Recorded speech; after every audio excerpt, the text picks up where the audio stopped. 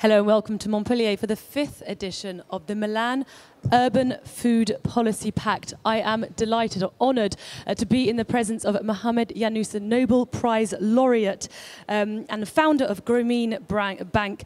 Firstly, welcome to Montpellier. Thank you for being here with us. Thank you. Thank you for inviting me. And could you just, you just spoke during a session in front of some of the 200 mayors present from around the world. Can you just take us the subjects that you address and the message that you were putting across today here? I was trying to draw attention that as you study the history of famines in the world, in many cases, famine is not caused by shortage of food. There's plenty of food in the country, but people remain hungry and die of hunger because they don't have the purchasing capacity to go and buy the food. I said, yeah, before we talk about the food, we have to talk about income. The income, the capacity to reach the food. So that's one.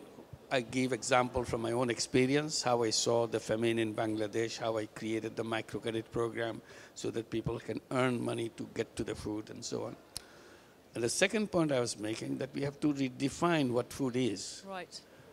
Just because you can eat doesn't mean it's a food. Food can destroy your health. Food can destroy your environment. So that is not the food. So we have to be very clear. Today, profit making has taken over the whole world. So in search of making money, you forget. And you sell everything in the name of the food. You sell things which you know very definitely it is going to be harmful to people. But you want to make money. You advertise that, no, this is good food, attractive food, and so on. So that's one thing that I was trying to draw attention. We have to make sure what is food, which is safe for the person and safe for the planet. It's not just safe for the people. It has to be safe for the planet. Of course. Then you see what the food is. The Milan Pact encourages and fosters engagement between the cities that are signed up to it, some from the wealthiest countries in the world and some poorer countries. What is your view on this pact? Well, not only the wealthy countries and wealthy cities versus poor countries and poor cities. There's poverty even in the richest country, in the richest city. You see unemployment is an issue. In unemployment, no matter whether you are the richest country in the world or the poorest country in the world, doesn't matter. You have no access to food. You don't have no access. So government can give you some subsidy to help you to buy food. But that's not a solution. We are human beings. We are supposed to use our own talent, own creativity to make, not only take care of ourselves, that's a small part of our mission, to take care of ourselves. Our bigger part of mission is to change the world. So now we are stuck with trying to survive. I say, how sad can it be that we cannot provide the facility for people, billions of people, not just hundreds of millions or so, it's billions of people who cannot unleash the creative energy for themselves. So that's the kind of thing. It's a rich country, poor country versus people who are at the bottom across the world. So this is one that I wanted to emphasize. Another one, the system that we built is a system where all the wealth gets concentrated in few hands. Then what happens to the rest of the world? And this is all documented and is worsening every day. And I keep saying that this is a ticking time bomb. If you don't address this, everything is gone, finish. So these are the issues that I wanted to bring to the attention. And through addressing it and through exchanging, we are helping it. We are setting objectives as with the 2030 agenda of the UN. They've set one particular target, and that's to eradicate poverty by 2030. It's one of their sustainable development goals. Do you think, as someone who has been fighting against poverty for decades now, do you think that's a realistic target? We have to make it realistic. We have no option. Have no choice. That's the point.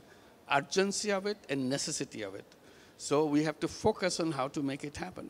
Nothing is impossible for human being. Only thing we have to do is to pay attention to it. If you don't pay attention to it, it remains impossible. So he said, this is the impossible, I'm going to make it possible. Then it becomes possible because nothing is impossible for human being. So that's the point. We have been bringing up issues after issues, methodology after methodology, how to make it happen.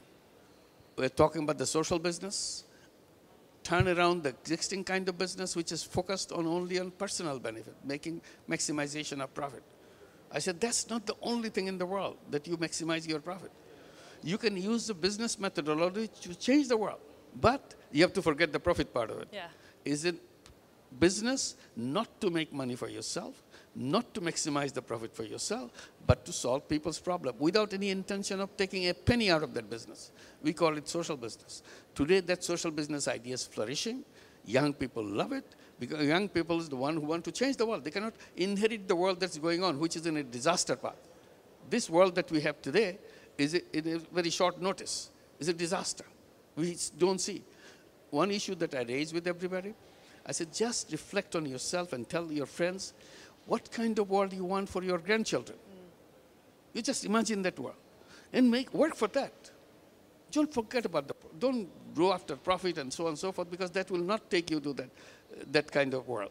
So whatever it takes for your grandchildren, build that world. And then we survive. Otherwise, we don't survive.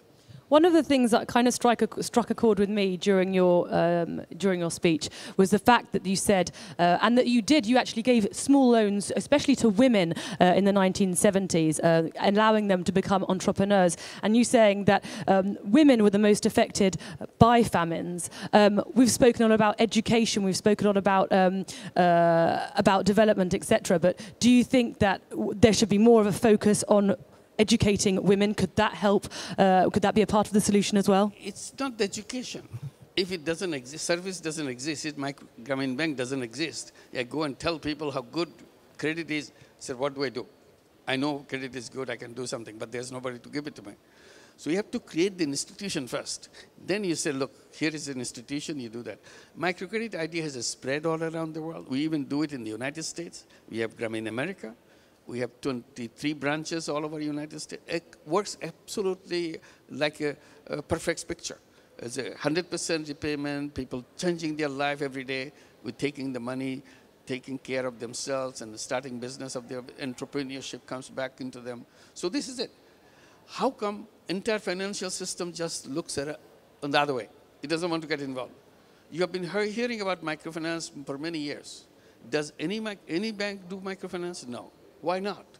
If it is so good, if it transforms people's life, it helps the women to be in charge of their own life, their children's life, and so on. How come the financial system completely turns its face away from that? We have to answer that question. Of course. Well, thank you very much for according us this interview. I know you're short of time, but thank you very much for being here, and thank you for coming to Montpellier to speak with us. Thank you, Mohammad. Thank you for inviting me. Thanks, sir.